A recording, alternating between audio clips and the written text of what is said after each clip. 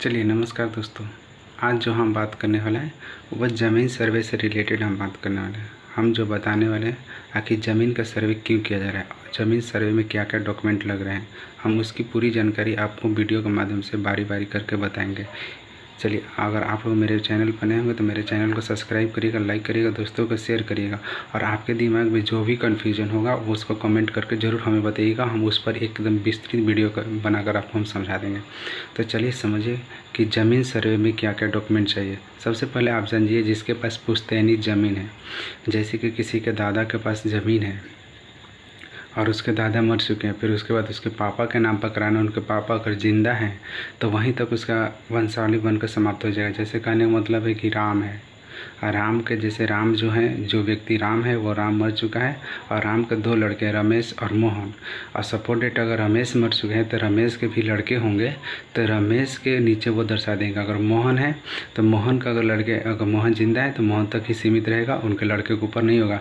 लेकिन ये समझिए कि जो राम का अगर लड़कियाँ भी होगी तो उसके वंशावली में उसको दर्शाया जाएगा। जैसे मान चलिए मोहन राम और उसके बाद कुछ और नाम रहेगा, जैसे कविता नाम रहेगा।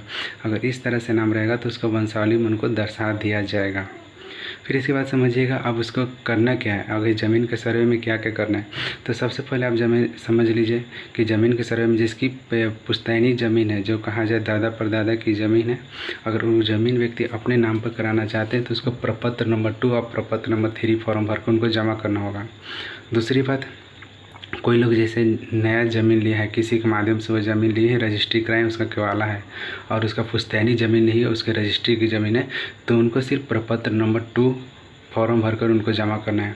आप लोग समझ रहे होंगे प्रपत्र नंबर 2 और प्रपत्र नंबर 3 फॉर्म कहाँ से मिलेगा। तो ये समझिएगा किसी साइबर कैफ़े पर जाइएगा तो प्रपत्र नंबर 2 और प्रपत्र नंबर 3 का फॉर्म मिल जाएगा।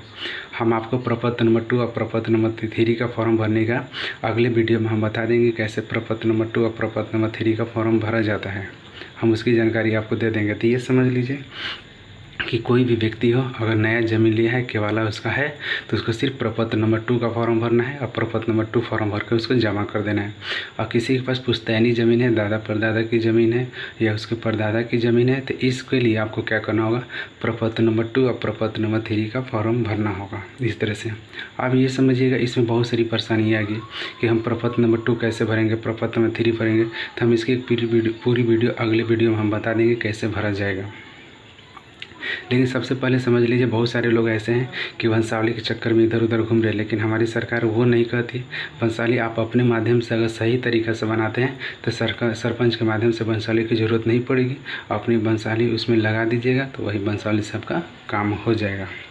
और ज़मीन के सर्वे में आप सही दीजिए और सही ही जानकारी दीजिए। जैसे ज़मीन की जब सर्वे होगी तो सर्वे में सबसे पहले अभी क्या होगी, दाखिल खारिज होगी सभी व्यक्ति की। अगर कहने का मतलब है, एक चीज़ समझ लीजिए, अगर कहने का मतलब कि जिस पंचायत में अगर 100 व्यक्ति हैं, अगर 100 व्यक्ति में से अगर 40 व्यक्ति जमा करता है तो उसका डेट बढ़ेगी। और जब तक उसका कम से कम 90% लोग जमा नहीं कर दें, जब तक 90% जमा नहीं करेंगे तब तक उसका डेट सरकार बढ़ाती रहेगी। और जब 90% तक जमा हो जाएगा तो उसके बाद ज़मीन की सर्वे शुरू हो जाएगी। और आप लोग सोच रहे होंगे कि जिसकी पुश्तैनी ज़मीन में कुछ झगड़ा होगा या कुछ भी होगा, तो अगर जिसकी रिलेटेड ये प्रॉब्लम है तो हम पूरी ज़मीन की सर्वे की सारी जानकारी आपको अगले वीडियो में बताते रहेंगे। लेकिन आप कमेंट करके हमें बताते रहिए आपकी प्रॉब्लम क्या है। अगर आपको ये वीडियो अच्छा लगा तो मेरे चैनल को सब्सक्राइब करिएगा, लाइक करिएगा, दोस्तों को शेयर करके ज़रूर बताइएगा, क्योंकि हम इस तरह की वीडियो हमेशा बनाकर लाते रहते हैं। तब तक के लिए जय हिंद, वंदे मातरम।